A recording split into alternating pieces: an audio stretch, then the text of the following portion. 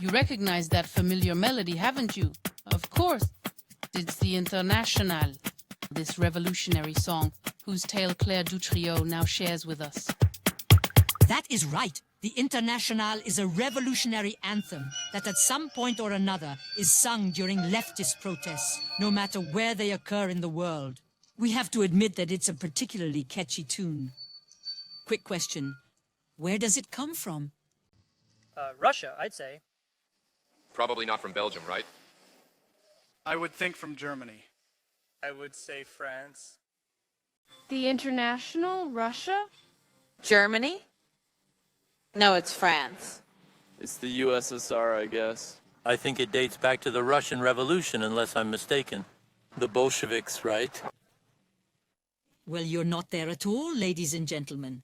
The International doesn't come from the far reaches of Russia, but it does come from France. Yes, France. In June 1871, in Paris, Eugène Pottier, a worker, activist, poet and songwriter, composed a poem celebrating the Workers' International, which is why it is titled The International. Many feel that this anti-capitalist, anti-clerical and anti-militarist poem is a celebration of the Paris Commune, which just been wiped out. Should we do a recap on the Paris Commune?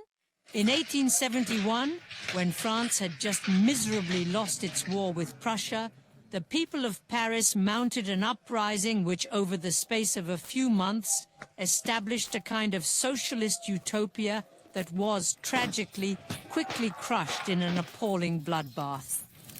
The people of Paris were mostly working class. Did Eugène Pottier write his poem for them? Or more generally, did he write it to celebrate the workers' movements that were developing in parallel with industrialization in the second half of the 19th century? The Workers' International, to which the poem is dedicated, is the first international attempt to coordinate all these movements, English, French, German, and Italian. A few years later, in 1888, the French Workers' Party choir in the city of Lille requested one of its members, Pierre Degeyter, to compose original music for this poem, which called for revolution.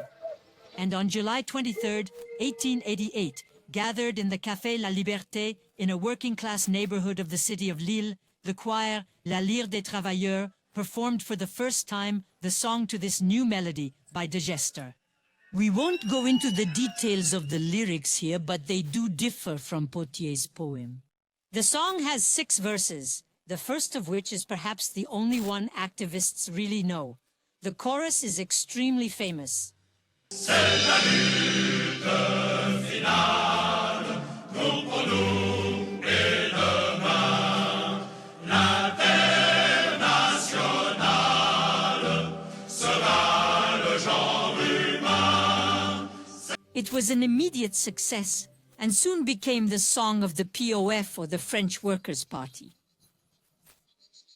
In 1899, it was interpreted in Paris during the inaugural General Congress of French socialist organizations in front of an eager and enthusiastic audience.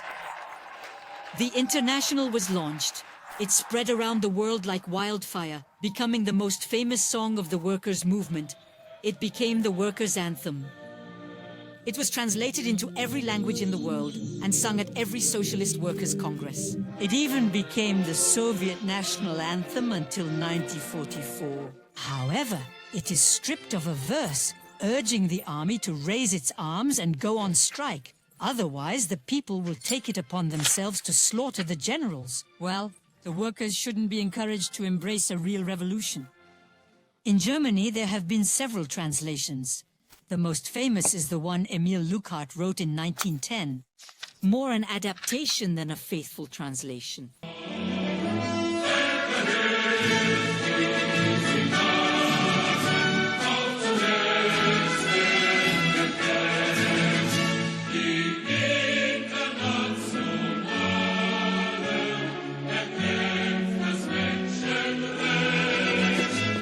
Around the world, there always comes a moment when labor unions, socialists, communists, and anarchists unleash their fervor by shouting this unifying song and often raising their fists in the air.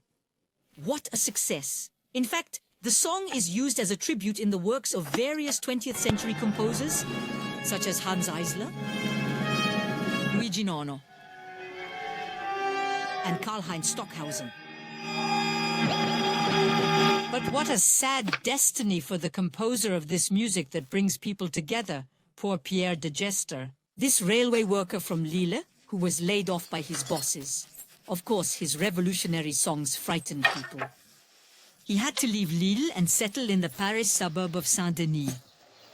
In 1928, Pierre Degeyter has a brief moment of fame when Stalin invites him to conduct the Moscow Orchestra for the 40th anniversary of the Internationale, playing what became the Soviet national anthem. He dies in a certain poverty despite the state pension that Stalin grants him as a form of royalties. Come on, let's sing the International song in his honor one last time. Contre